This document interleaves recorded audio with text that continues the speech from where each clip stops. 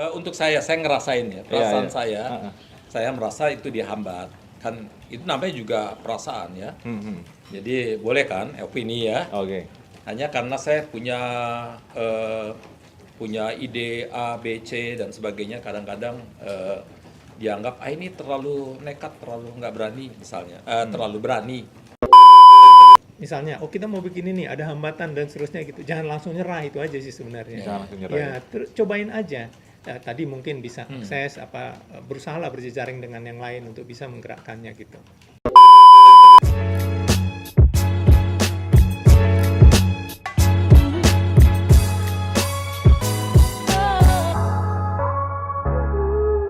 Halo teman-teman Opini BRT, kali ini kita ketemu lagi dengan ada Pak Pendeta Albert Ruspati dan juga di sini ada Bang Jeffrey Samosir. Kedua sosok di kiri dan kanan saya ini adalah orang-orang yang memang concern sama pengembangan anak muda di gereja. Jadi ada banyak hal yang mereka sudah alami juga dan mereka lakukan untuk kemajuan pelayanan di gereja dan untuk masa depan anak muda sendiri gitu. Nah, kita ngobrol-ngobrol dulu kali ini. Sebenarnya kita mau ngobrolnya tentang hubungan gereja dan anak muda. Karena anak muda itu seringnya kebanyakan gereja nggak pernah dukung saya, nggak pernah mau bantu saya untuk lakukan ini dan ini gitu. Nah sementara ada banyak orang sebenarnya di gereja yang melakukan itu, memberikan dukungan yang sangat totally gitu untuk pengembangan gereja dan untuk kemajuan anak muda ini gitu. Nah kita langsung aja ngobrol nih sama Pak Pendeta Albert Ruspati. Pak, saya langsung nih Pak ya, jadi nggak usah pakai basa-basi ya. Boleh. Pak, Asal jangan sampai yang nonton bilang, nah itu dia dulu yang menghalangi gue. Pak, dulu waktu muda, Bapak kan pelayanan di gereja juga kan? Atau Ya, gimana? gereja juga, Di gereja juga ya? di luar juga. Di luar juga ya? Bang Jeffrey juga ya? Saya lebih banyak dulu di kampus. Oh, di kampus ya banyak kan ya? Tapi pada akhirnya memang lebih banyak aktif di gereja ya? Setelah bekerja, banyak jadi kayak semacam mentor bagi anak-anak muda di GKI Mall Indonesia ya? Kalau ada yang merasa dimentorin. Oh, itu pasti mereka merasa dimentorin gitu. Nah, Banyak, aku pasti banyak. mau tanya-tanya dulu nih sama Pak 7 Pati. juta mungkin. orang. 7 juta orang ya? Lebih Pak, kemarin 10 Pak katanya. Oh, iya, oke. Nah, Pak, kalau Bapak dulu waktu pemuda gitu, Bapak ngerasain nggak sih seperti yang kayak zaman sekarang nih? Banyak anak-anak muda tuh ngerasa mereka tidak dukung oleh gereja dalam melakukan kegiatan pelayanan, mereka dihambat gitu. Nah, Bapak ngerasain nggak seperti itu? Atau jangan-jangan ini cuma asumsi gitu Pak? Atau memang ini siklus yang memang terus berjalan seperti itu gitu? Nah, saya ngerasain kok. Ngerasain ya Pak? Dihambat oleh gereja waktu itu ya. Oh dihambat ya Pak? Coba Iya. sekali lagi Pak, dihambat ya? Dihambat, iya. Untuk saya ngerasain ya. Perasaan Iya. saya merasa itu dihambat. Kan itu namanya juga perasaan ya. Jadi boleh kan opini ya. Oke. Hanya karena saya punya ide A, B, C dan sebagainya, kadang-kadang dianggap ini terlalu nekat, terlalu nggak berani misalnya, terlalu berani. Misalnya dulu saya bilang, yuk saya mau ajak anak-anak ini jangan cuman camping-campingnya di tempat hotel-hotel mewah, tempat-tempat mewah. Anak-anak ini mesti belajar camping di gunung, di tengah-tengah pedesaan, di kampung-kampung. Yuk, kebetulan saya juga dulu orang yang suka camping kan. Saya ajak, wah mereka bilang apa-apa nih, oh ini nggak boleh dan sebagainya. Mereka malah bilang, kita cuma kasih dana sekian juta, pokoknya kita nggak ada dana. Kalau maksudnya mau menghalangi supaya nggak perlu nggak usah pergi ke situ lah. Kalau memang di tempat yang bagus, ya bagus, nggak apa-apa lah, kan gitu ya. Tapi saya bilang, berapa kalian punya yang kasih anggarannya? Sekian, oke sisanya nanti saya cari. Saya nggak pusing, malah saya senang kalau dihambat-hambat gitu kan. Saya tertantang untuk berinovasi dan melakukan sesuatu yang nyeleneh gitu lah ya. Ya akhirnya saya cari dana sendiri dengan segala macam, malah lebih. Lalu kemudian bisa sewa bus, tapi masa ke gunung naik bus? Kan saya sewa truk tronton. Diributin lagi, apa nih, masa mau camping anak saya nggak biasa naik truk. Mestinya kan naik bus. Namanya anak-anak orang kaya kan. Iya. Nggak bisa ya. Saya bilang enggak, kalau mau camping mana ada bus sampai di puncak sana kan gitu ya. Semua pakai tronton kan gitu. Udah bagus saya pakai tronton bukan truk sampah. Saya bilang. Jadi akhirnya kita pergi berangkat dan sebagainya, pergi ke kampung-kampung mereka melayani sana sini.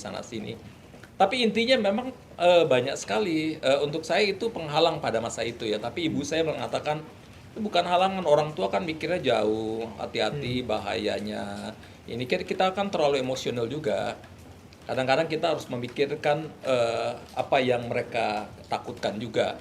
Jadi waktu itu sih saya merasa itu penghalang, tetapi setelah udah lebih senior gitu ya, saya malah oke, seharusnya saya juga memikirkan apa yang ketakutan mereka ya, kecemasan mereka yang mungkin ketika itu saya nggak pikirin, kan gitu ya, jadi lebih wise, kan gitu. Ya, kita mesti mempertemukan, duduk bersama, apa sih yang you takutkan, apa yang gimana kita cari solusi bersama gitu.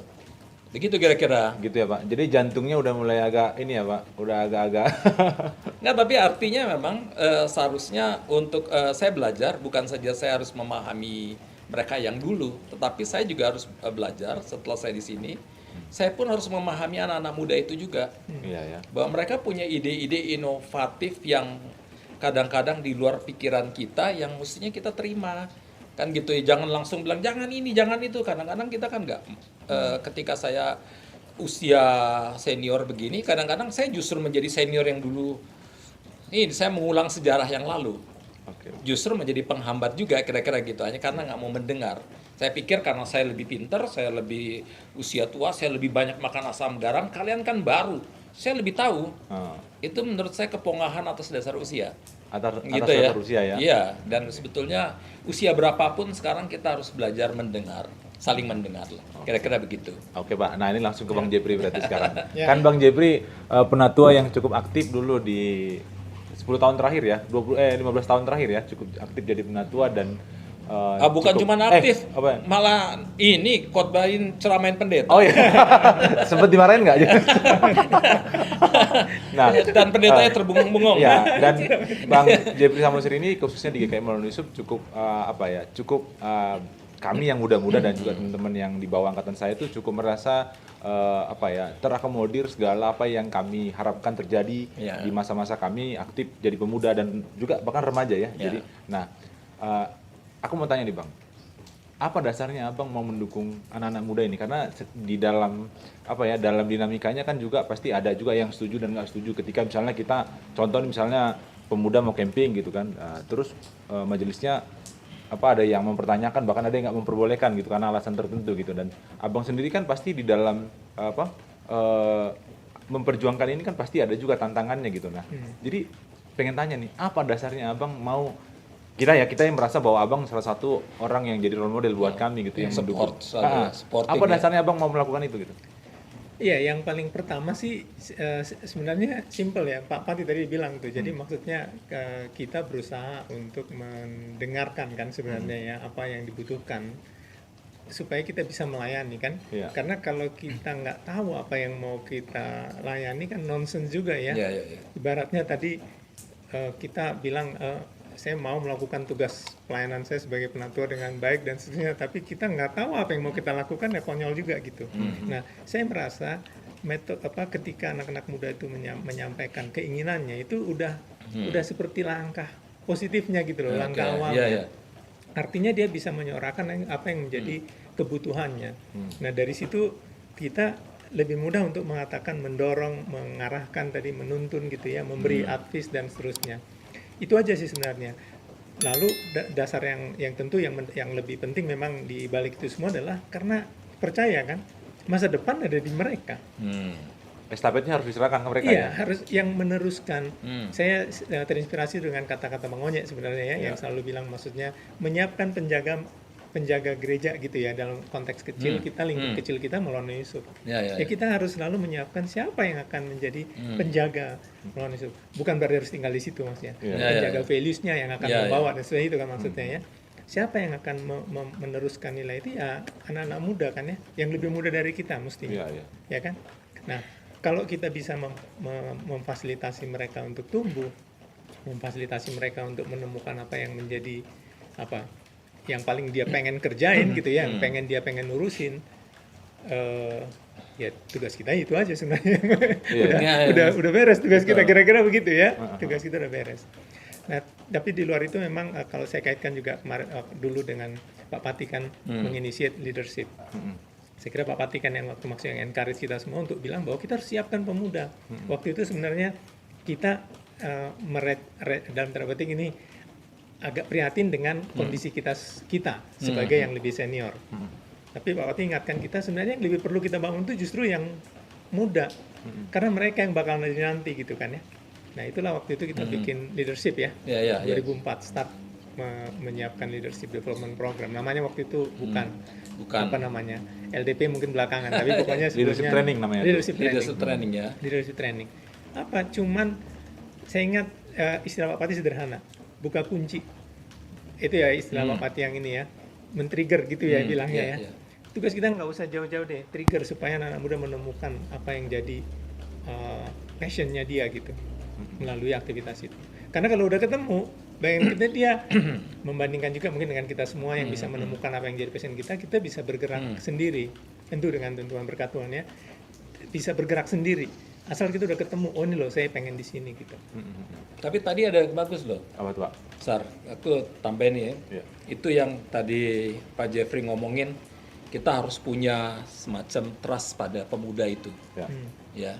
Karena kalau kita nggak mulai dari trust kepada pemuda, kita nggak akan pernah memberikan kepada mereka satu kepercayaan untuk melakukan A, B, C, D, E, F kan gitu ya. Tapi Pak, jadi itu saya potong dulu. Langkah bagus banget itu. Trust itu kan nggak mudah Pak untuk diberikan gitu loh. Nah berarti kan harus siap salah berarti kan, maksudnya siap. Apakah itu udah Bapak hitung gitu? Apakah itu udah Bang hitung gitu? Maksudnya kalau misalnya oke, saya dukung nih teman-teman untuk ini. Nah ketika misalnya mereka melakukan lalu misalnya katakanlah ada kasus atau yang mereka lakukan itu jadi berdampak buruk misalnya gitu, sudah hitung? Kan ada tuntunan kan? Jadi pertama adalah kasih trust dulu kepada, percayakanlah mereka akan lakukan, mereka juga bukan orang bodoh kan gitu ya. Kadang-kadang yang kita bilang kesalahan-kesalahan itu hal-hal minor-minor aja, yang simple-simple yang sebetulnya itu bisa di ini. Bahkan kadang-kadang kalau ada orang salah ya, misalnya gini, saya pendeta senior di Maulana Yusuf, banyak junior, saya tahu itu keputusannya salah, ini salah nih, saya diemin aja. Kenapa? You harus belajar melalui kesalahan yang you lakukan. Karena kalau saya kasih tahu, ini salah, ya dia nggak akan pernah belajar. Ya. Saya biarin aja, nggak apa-apa. Nanti kalau ada yang bilang, kalau tiba-tiba mereka bilang, Pak Pati tadi salah ya udah kamu udah tahu sendiri, kan gitu.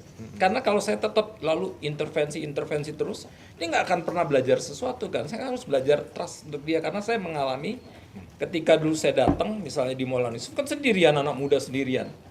Dia orang lain udah pada tua sendiri semuanya. Yang di atas saya aja pendeta 10 tahun di atas saya, pendeta Yahya Purwanto. Saya kan muda banget kan gitu ya. Saya dipaksa untuk berkembang di tengah situasi yang seperti itu ya. Mereka trust ke saya kan gitu ya. Saya lakukan kesalahan banyak sekali. Tetapi kan kesalahan minor sebetulnya yang memang, tapi dari situ saya sendiri belajar. Mengalami kegagalan, mengalami kesulitan dan sebagainya. Tapi ketika orang memberikan kepada saya trust, saya dipaksa untuk berkembang lebih cepat daripada yang ini kan. Jadi itu menurut saya itu kata kunci yang sangat bagus itu ya. Trust yang kita berikan kepada ini. Jadi kalau bagi saya adalah itu seperti kalau ada mobil tuh mogok, kita dorong dikit aja. Tiba-tiba begitu dia jalan, kita diamin, dia udah langsung bisa ngebut ya. Dan kita butuh orang-orang yang cuma didorong sedikit aja udah langsung jalan. Gitu. Betul, ngebut. Bahkan lebih ngebut dengan kita pikirkan, ternyata lebih cepat dari yang kita perkirakan. Gitu ya. Karena dia punya potensi yang ternyata hanya mogok, hanya dibutuhkan sedikit motivasi aja. Trust lah, kan gitu ya.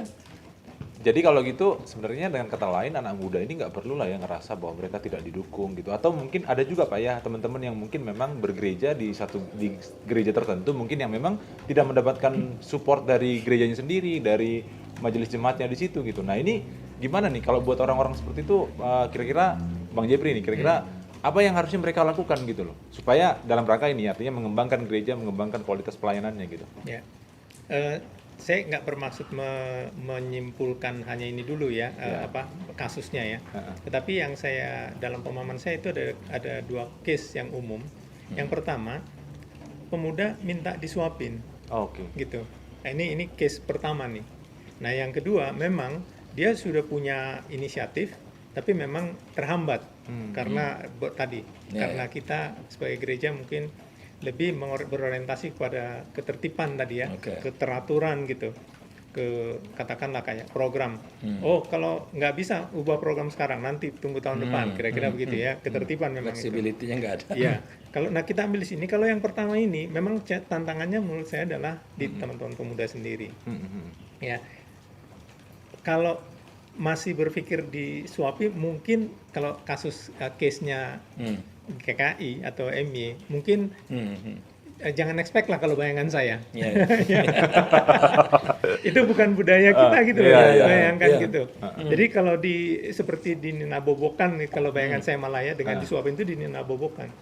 Tapi kalau diberi maksudnya kalau ada tadi hambatan yang seperti yang disebutkan, dia udah punya ide dan seterusnya, jangan nyerah, itu aja sebenarnya saya bayangkan.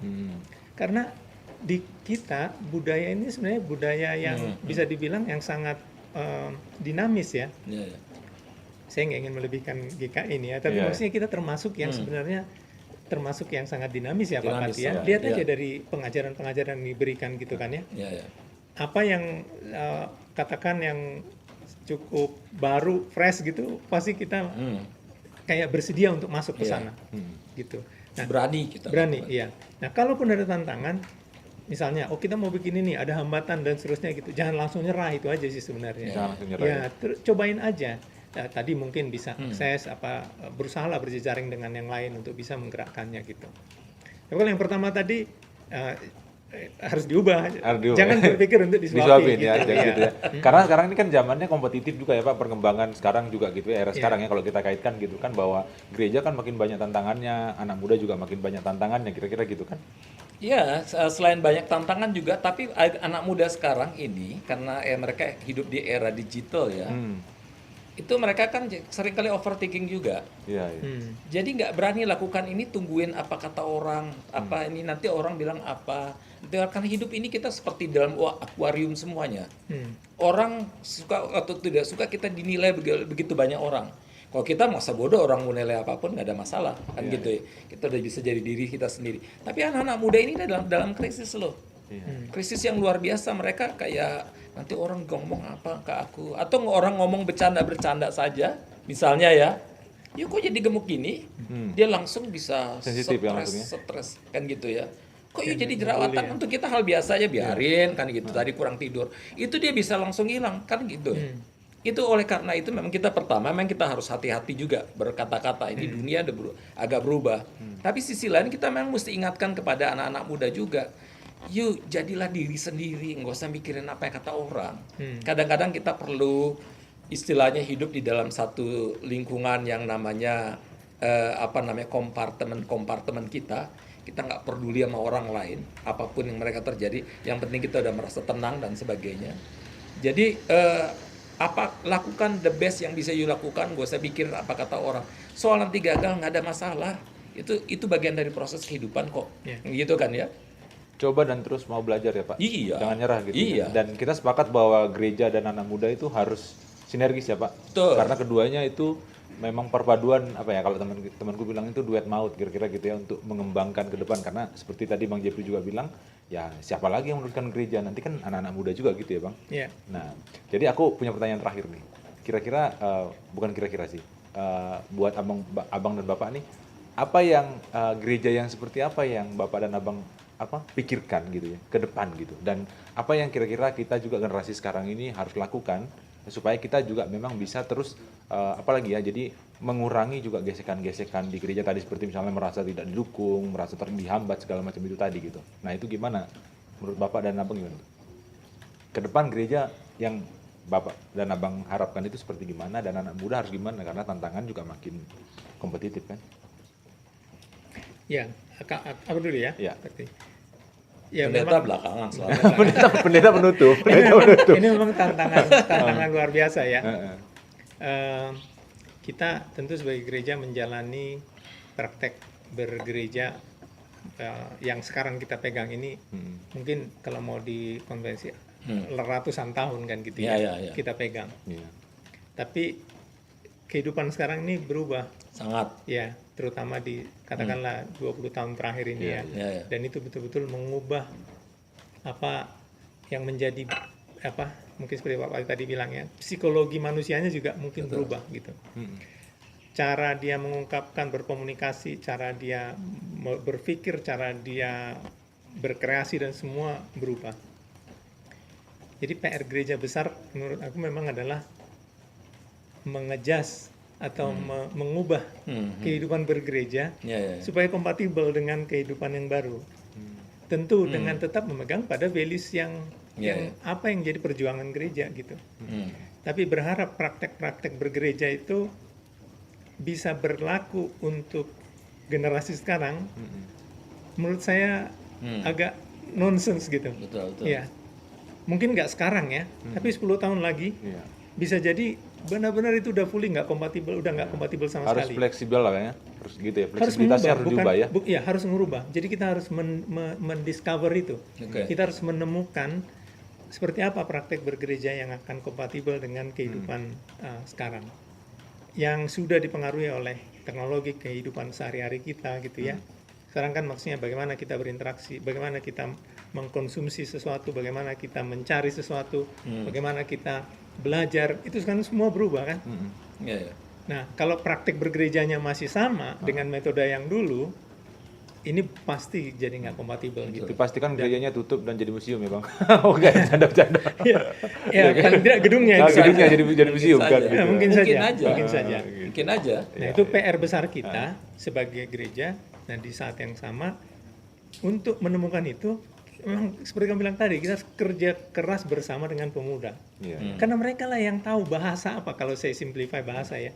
Bahasanya bahasa apa tuh yang bisa cocok? Ya, anak mudanya yang tahu sekarang. Yang mungkin usia 20 ke bawah gitu ya Pak Wati ya. Mereka lah yang ngerti, ini loh saya yang butuh ini gitu. Nah, mereka yang harus menyuarakan itu, dan kita mungkin ya tentu bareng-bareng untuk menemukan, mendiscover itu, sehingga akhirnya pelayanan gereja itu match dengan apa yang mereka butuhkan in the future, bukan hanya sekarang gitu. Oke. Ini teman-teman, ini apa tadi pesan dari penatua, sekarang giliran pendeta nih, pesan terakhir dari pendeta gimana nih? Saya cuma nyambung aja. Oh, nyambung aja sebenarnya. Karena saya setuju. Oh iya, oke. Maksud saya adalah dengan nyambung ini mengatakan begini, kita udah terlalu lama berpikir bahwa gereja tuh menyuarakan suara kenabian, berbicara dan sebagainya. Tapi pada saat-saat seperti ini kita udah saatnya mendengar loh. Udah saatnya gereja lebih banyak mendengarlah dari anak-anak muda, dari berbagai perkembangan-perkembangan yang kita nggak ngerti selama ini kan. Jadi bahkan dalam konteks mendengar itu kita harus bersikap rendah hati untuk apa yang perlu diubah dari kami. Jangan berpikir apa yang perlu diubah dari kamu. Selama ini gereja berpikirnya gitu. Kami ini seperti pemegang otoritas nilai dari Tuhan sana yang tugasnya untuk mengubah apa yang dan kami nggak punya salah apa-apa gitu ya. Betul. Sekarang saatnya di tengah-tengah begitu perubahan yang sangat dahsyat ini, gereja harus belajar untuk sekarang kita belajar mendengar, kita belajar membuka diri, rendah hati untuk apa yang kami harus ubah dari kami, kan gitu ya. Ini saatnya ya kami yang harus berubah, kan gitu, supaya memang dengan langkah itu gereja akan bisa ikut di dalam proses perubahan yang begitu cepat sekali. Karena kalau gereja masih tetap berpikir dengan pola yang sama, kamilah yang mengubah itu. Kami yang harus menyuarakan dan dia nggak mau mendengar, ini repot ke depan. Pak. Ini butuh gereja yang rendah hati sekarang, bukan lagi gereja yang berpikir dalam konteks imperialisme pelayanan nilai. Kami punya kebenaran dan kami akan ngatur Anda. Sekarang kebenaran itu ada di mana-mana dan kita harus belajar banyak mendengar, gitu ya. Begitu kira-kira. Oke Pak Pati, Bang Jeffrey, ini hari ini kayaknya singkat banget obrolan kita ya. Tapi karena kita punya terbatas waktunya untuk ini, nanti kalau kepanjangan nanti kita coba di sesi berikutnya ya. Oke teman-teman, jadi ini obrolan kita tentang gereja dan anak muda. Masih banyak hal yang akan kita obrolin nanti di waktu berikutnya. Jadi mari kita yang muda-muda juga kita mau saling mendengar dan gereja juga mau mendengar. Kita sama-sama merubah diri, saling rendah hati lah kalau tadi kata Pak Pati dan Bang Jeffrey. Jangan juga mau menyerah gitu. Terus lakukan perubahan-perubahan dan ayo kita teruskan kelangsungan dan juga gereja. siap berubah. Iya betul, dan siap berubah juga gitu. Oke. Kalau gitu terima kasih teman-teman.